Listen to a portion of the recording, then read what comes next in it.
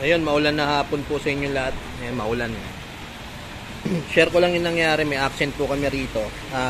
Naging customer ko na si Sir mula na sa Parañaque pa. So, binalik ni Sir dito para dito ulit magpagawa. Ang naging concern ni Sir is langit-ngit.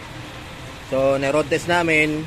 Pag ina-actual check siya, hindi siya lumalabas. So, ito yung nakita namin na obvious. Itong stabilizer bushing. Ito yung inuna namin palitan. After namin mapalitan, ganun pa rin. May maingay pa rin. Lubak. Tapos, ito, basag yung suspension bushing niya. Ito yung sinunod ko. Kaya sabi ko kay Sir, naka-anim na road test na yata kami. Sabi ko kay Sir, Sir, unahin natin to kasi mga punit na. Itong suspension bushing. So, pumayag naman si Sir kasi sira naman na talaga, kailangan na talaga natin magpalit. So after po namin ma-road test, ganun pa rin. Matay tayo dyan, sabi ko. Sabi ko kay Sir, Sir, bigyan nyo po ako ng oras pa rito, hanapin natin. So ang ginawa namin,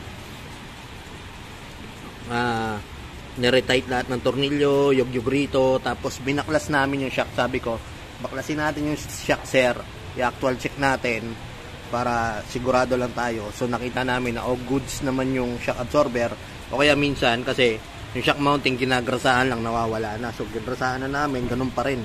Sabi ko masakit na sa ulo to, patay tayo rito. So, nakailang road test kami, yugyug, retight lahat ng pangilalim. Tapos ang pinaka findings namin ito.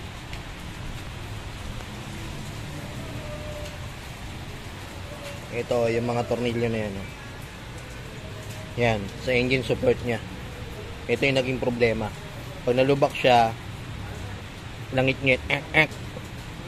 So, hindi naman namin i-expect na ito yung magiging problema. At wala naman mag-i-expect na luluwag yung mga tornilyo. Hindi ko na lang din po alam kung anong naging history nito. Ba't lumuwag yung mga tornilyo nito. Hinigpitan namin yan. 1, 2, 3, 4, 5, 6, 7 tornilyo. So after nun, may road test namin, nawala na ho yung ingay, tapos makakauwi na sila, Sir. So yun po yung sinasabi ko sa inyo na minsan ho yung ingay, minsan hindi sa sirang piyesa yung pinagmumulan. Minsan ho may maluwag lang na tornilyo, kaya mabusisi talaga yung paghahanap. Kagaya nito kay Sir, salamat kay Sir, binigyan kami ng oras para mahanap yung problema. Ngayon, yung paalala ko po sa inyo, pagkasira naman po talaga yung pyesa, kahit hindi nyo pinagmumulan ng problema, kailangan nyo po magpalit para sa safety ninyo, tsaka para hindi na rin lumaki yung gastos ninyo. Kasi pag lalong-lalo under chassis, pagka may isa po dyan na nasira, magdadamay-damay yan. So, pag dadamay-damay, dadami sira, dadami rin yung gastos. Siyempre, mas masakit sa bulsa yun. Kaya yun, problem solved na. Salamat kay Sir at tumayag na gawa ka ng video to para magka-idea. So minsan no, lalo-lalo mga langit-ngit, baka retight lang. Kaya lang dito nahirapan nga lang kami talaga kasi sino mag-expect na luluwag yung tornilyo na yan, yung support na yan. At ngayon lang ako naka-encounter nitong langit-ngit sa engine support. Karamihan po ito lagutok. So yun, problem solved, makakauwi na sila, Sir. Hey Sir, thank you po sa pagpayag na videohan ko to at makakauwi na sila. Taga Las Piñas sila, Sir.